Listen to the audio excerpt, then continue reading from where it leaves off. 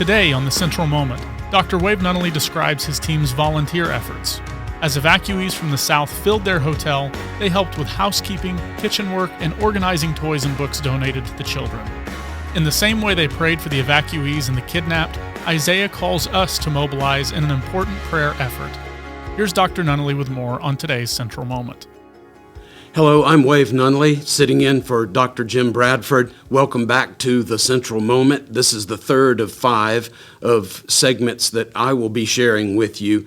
And in the first 2 segments, I talked to you a little bit about our story, about arriving in Israel and then about settling into our hotel and the reality that we were having to adjust to acclimate to. In this segment, I want to talk to you a little bit about some of the activities that were going on in the days following in our hotel. And this is all in the midst of the current war with Hamas out of Gaza. During the first couple of days of the war, we were in the city of Netanya and at the hotel, and there was almost a surreal kind of peace. Folks were going about their regular activities. You would look outside and there would be some people playing on the beach. There would be folks biking and jogging and going about sitting at cafes and drinking coffee and the like. But soon after that, evacuees from the south, people who had been brutalized by this terror group Hamas, began to arrive on buses being evacuated from the south. And very soon, the hotel that was once quiet and almost empty began to fill up. And there were people sitting in the lobby, and they were waiting for rooms to be assigned to them and the like.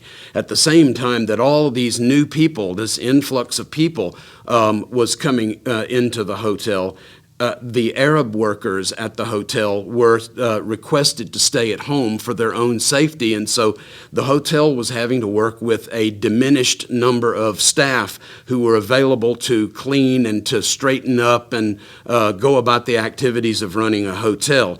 So very soon, with children playing on the floor and the like, and donated toys and books and the like, the place became very cluttered, and garbage cans were spilling over and in need of being emptied. And so we began to volunteer. We asked the staff if we could, and we began to clean and empty garbage and work in the kitchen and that kind of thing.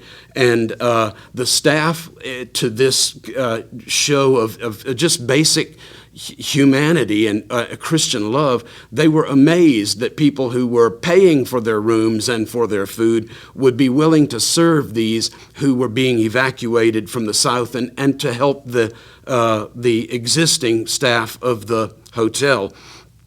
We cleaned the synagogue, and we sanitized toys and straightened those up. And each time we did one of these things, it would break down more barriers between us and the staff as we worked together kind of hand in hand.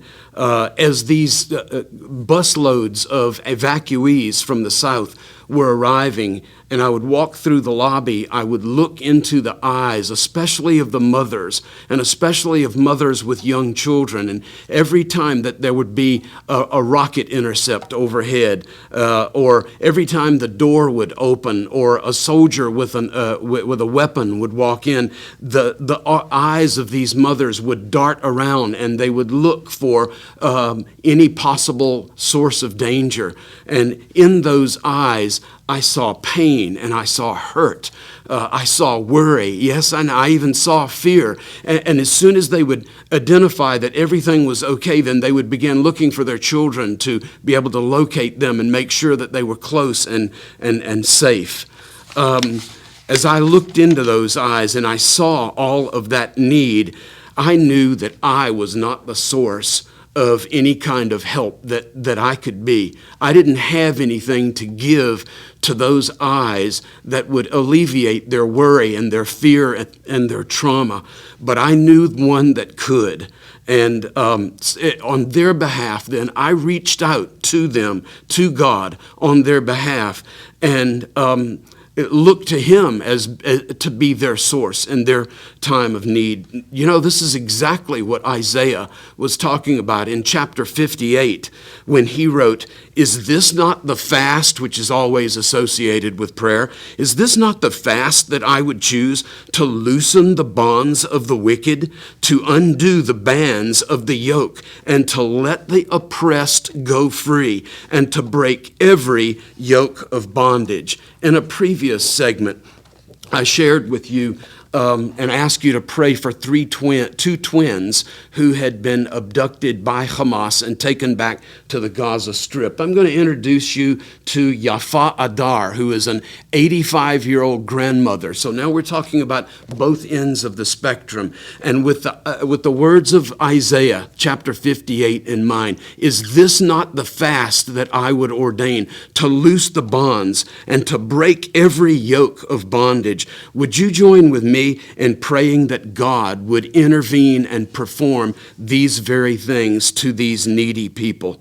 Father, I pray for people like the twins, the 3-year-old twins that I mentioned before. I pray for Yafa Adar, an 85-year-old grandmother.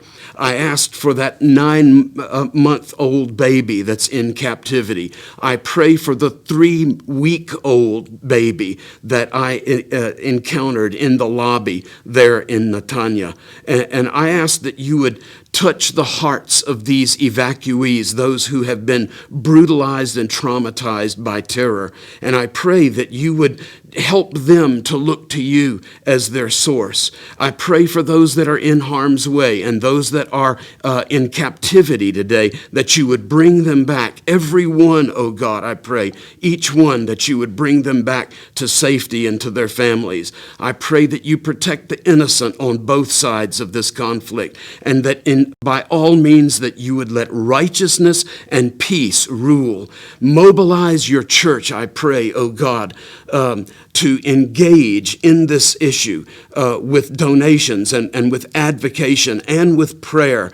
And Lord, let your church rise up and be a source of relief to those who are in need. I pray that you would engage us to intervene in prayer without ceasing until every bond is broken and every hostage is back home. And Lord, I pray this in the name of your Son, Jesus. Amen and amen.